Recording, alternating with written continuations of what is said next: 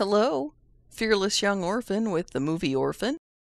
As part of our Blade Runner weekend this December 26, 2010, I've decided to pull a little footage out of the 1982 film directed by Ridley Scott and do a quick and dirty comparison of the movie to the book on which it is based, the 1968 novel Do Androids Dream of Electric Sheep by Philip K. Dick. The 1982 theatrical release of Blade Runner made quite an impact on films, though most people agree that the director's cut, which among other things eliminates the happy ending in all of Harrison Ford's narration, which you can hear going on right now, I imagine, because he never shuts up. They're the company that makes androids, and they make like a bajillion dollars Anyway, a day. most people feel the director's cut is a much better version of the film. For our purposes, it doesn't really matter which version we're watching. To keep matters clear, I'll call the movie Blade Runner and the book Electric Sheep. Order a pork chop there at 3 in the morning, and they just fry it up for you. I said, man, I'd work at it for free in a place where you can get a pork chop. The biggest difference I noticed is that the movie focuses almost entirely on the android hunting and whether it is morally acceptable to kill things with sentient intelligence. Also, this is full of spoilers. Don't come crying to me if I tell you something you didn't want to know. 1, 2, 3, 4. 1, 2, 3, 4, 5, 6, 7. Hike!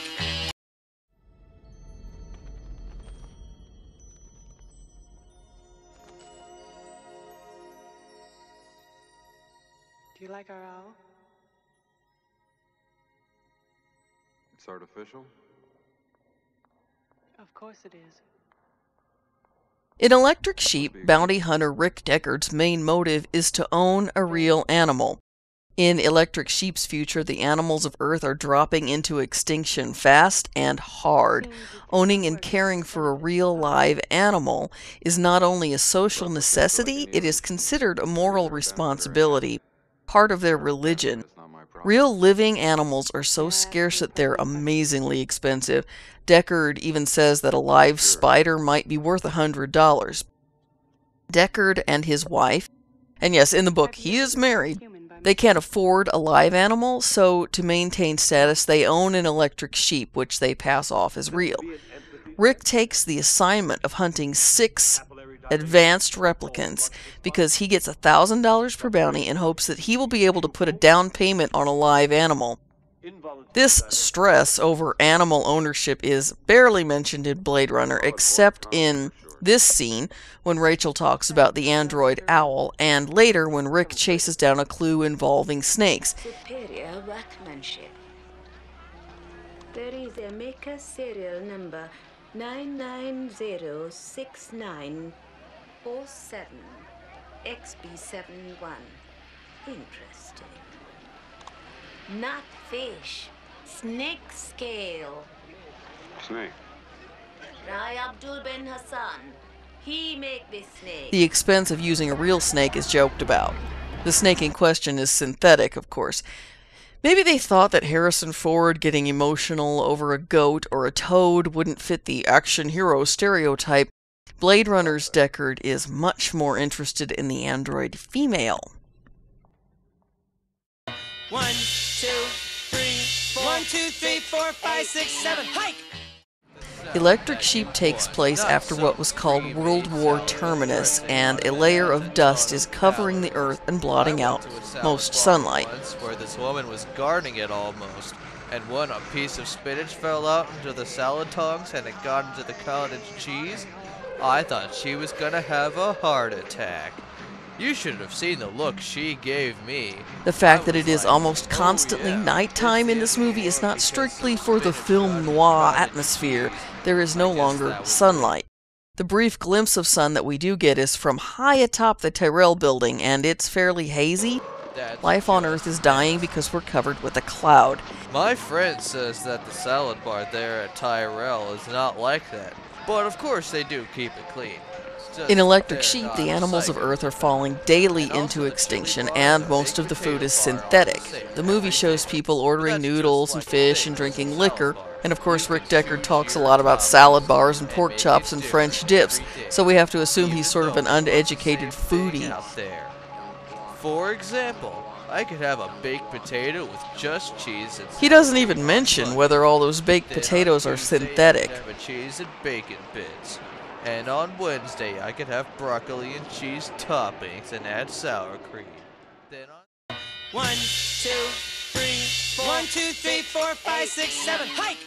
Here we see a crowded street in Los Angeles. It looks like wall-to-wall people to me, but also in the film you'll see a cheerful blimp lighting up the night sky, inviting people to come to the off-world colonies. Awaits you in the off-world colony. The chance to begin again in a golden land of opportunity and adventure. Blade Runner once again does not spell these things out, but as I said earlier, Earth is dying, and colonization is not only an option, it's quickly becoming a necessity. Here's the catch. For the folks in Electric Sheep, colonization is only available if you pass the test. This means that anyone who doesn't fit a certain set of standards is not allowed to leave Earth.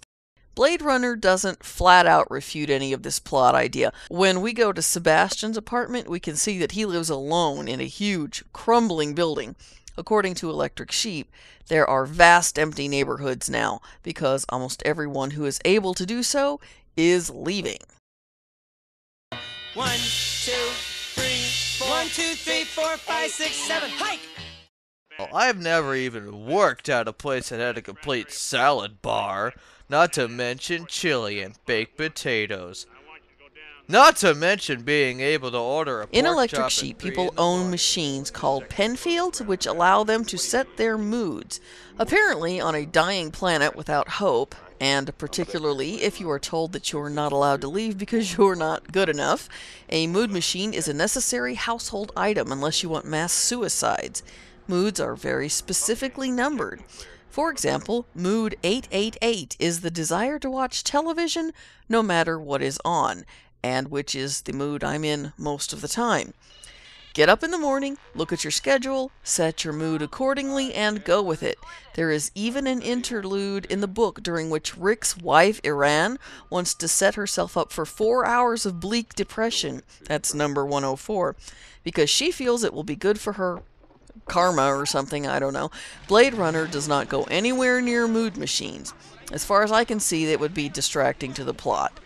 Which leads us to the plot, the purpose of the androids on Earth. 1, 2, 3, 4. 1, 2, 3, 4, 5, 6, 7. Hike! A note from the commissary supervisor saying, "See? Some people like the roast beef on hot dog buns."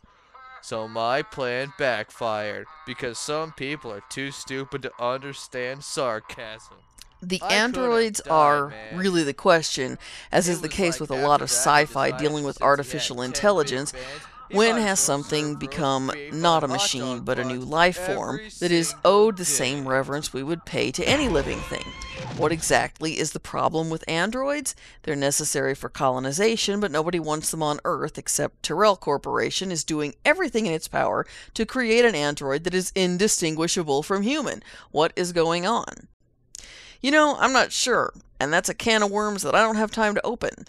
The androids in Blade Runner have come to Earth for a very simple reason. They want to extend their 4-year lifespan. As for the book, they have come to Earth for much more vague purposes and seem to be working for an organization promoting android rights, I think. And though I found this baffling, they seem to be on a quest to find religion, or at least an understanding of why they can't understand it. Well, having read the book, I can tell you that Blade Runner's androids are a hell of a lot more sympathetic, mostly because they are fighting for their own lives. Electric Sheep's androids are strange and creepy and dangerously unable to comprehend humanity. There is a scene with a spider that I found almost unbearable to read. It was so heartless, and I don't even like spiders. Even Rick's encounters with the beautiful Rachel are different in the book because Electric Sheep reveals motives behind her actions that make her seem far more mercenary. 1, 2, 3, 4. 1, 2, 3, 4, 5, 6, 7. Hike! Who order 2 lunches and then take one home for dinner that night.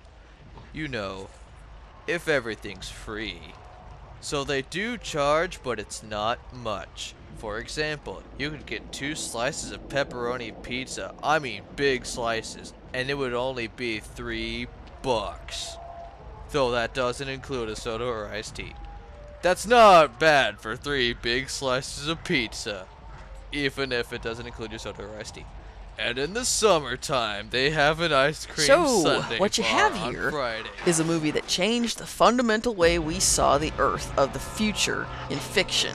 And I'm not trying to take anything away from the brilliant Ridley Scott or this very well-made film. What I am saying is that Philip K. Dick's novel is darker and bleaker and even more prophetic about where things on Earth are heading. I actually feel sorry for anybody who saw this movie and then picked up the book hoping to read the same story, or vice versa, because the underlying plot is there, but the differences are huge. In the copy of the book I'm holding right now, a movie tie-in copy, which has the movie's poster as its cover art, there is a disclaimer on the publisher's page saying, "Look here, people, this is really different than the movie, and Harrison Ford is not making a guest appearance." Believe it or not, I think that Ridley Scott actually brightened things up for us a bit by not making us think about anything much more than the unhappy androids. Then, of course, in this theatrical version, the filmmakers also made sure that a melancholy Harrison Ford was always droning on in the background. I think it was supposed to emulate a film noir narrated by a hard-boiled detective, but Deckard is a chatterbox and he's just never on topic. Time to die. In the end, Roy Batty had a choice to make. He could either kill me or let me live. And that's a lot more serious choice than whether or not you're going to have a broccoli, cheese, or sour cream on your baked potato at the baked potato bar. Even though technically you could have all 3 if you wanted to, because there's no charge for extra toppings. It's just one flat charge for the baked potato. So I figure load it up.